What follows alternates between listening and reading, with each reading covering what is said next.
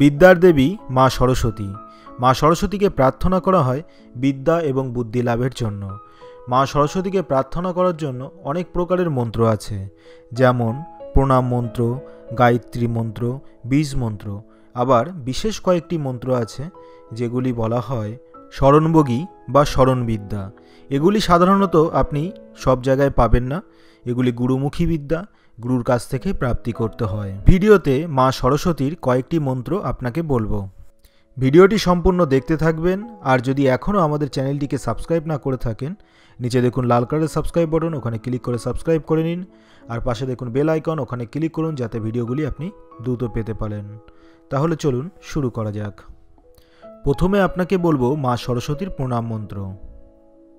মা সরস্বতীকে প্রার্থনা করার পূর্বে প্রথমে আপনি গুরুকে স্মরণ করবেন, গুরুর উদ্দেশ্যে প্রণাম করবেন। তারপরে গণেশের মন্ত্র দু একবার জপ করবেন, গণেশ ঠাকুরকে প্রণাম করবেন। তারপরে মা সরস্বতীকে এই প্রণাম মন্ত্রে প্রণাম করবেন। ওং সরস্বতী মহাভাগে বিদ্যে কমললোচনে বিশ্বরূপে বিশালাক্ষী বিদ্যাং দেহি নমস্তুতে। এই মন্ত্রে মা সরস্বতীকে 3 বার মন্ত্র পড়ে কিংবা 7 বার মন্ত্র পড়ে আপনি প্রণাম করবেন। মা সরস্বতীর গায়ত্রী মন্ত্র, এই মন্ত্রটিও বিশেষ প্রভাবশালী। যদি আপনি প্রতিদিন ত্রিসন্ধ্যা পাঠ করেন, 7 বার কিংবা 21 বার, অধিকও পাঠ করতে পারেন। এভাবে দীর্ঘদিন পাঠ করলে সেই ব্যক্তির জ্ঞান বৃদ্ধি হয় এবং স্মরণশক্তি বৃদ্ধি হয়। ওং সরস্বত্যই বিহন্নে কামরাজায় ধীময়ি তন্ন দেবী প্রচোদয়াৎ। এবার আপনাকে বলবো মা সরস্বতীর বীজ মন্ত্র। তবে মা সরস্বতীর বীজ মন্ত্র অনেকগুলি আছে, তার মধ্যে একটি বিশেষ মন্ত্র আপনাকে বলবো। এই বীজ মন্ত্রগুলি জপে জপসিদ্ধি। যত জপ করবেন ততই এই মন্ত্রের প্রভাব আপনার মধ্যে পড়তে থাকবে এবং সরস্বতী দেবীর কৃপা লাভ হতে থাকবে। এই মন্ত্রের প্রভাবে আপনার মধ্যে জ্ঞান বৃদ্ধি হতে থাকবে, স্মৃতিশক্তি বৃদ্ধি হতে থাকবে এবং সরস্বতীর কৃপাতে বিদ্যা প্রাপ্তি হবে। প্রথমে আপনি মন্ত্রটি স্ক্রিনে দেখুন।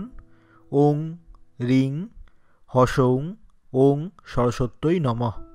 এই মন্ত্রের বিশেষ কোনো নিয়ম নেই। আপনি এই মন্ত্রটি মনে মনেও জপ করতে পারেন কিংবা কোনো মালা নিয়ে বা কোনো আসনে বসেও আপনি জপ করতে পারেন। মা সরস্বতীর বিশেষ আরেকটি মন্ত্র, যার নাম শরণবিদ্যা বা শরণবগী।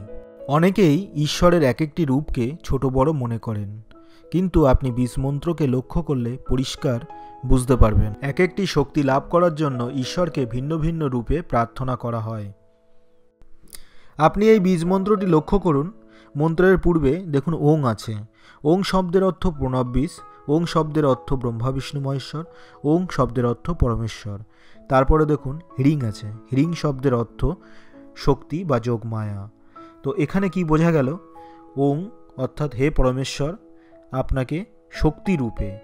হসং সরস্বতীর বীজ, ওং ব্রহ্মা বিষ্ণু মহেশ্বর পরমেশ্বর, সরস্বত্যই নম অর্থাৎ সরস্বতী রূপে আপনাকে নমস্কার জানাই।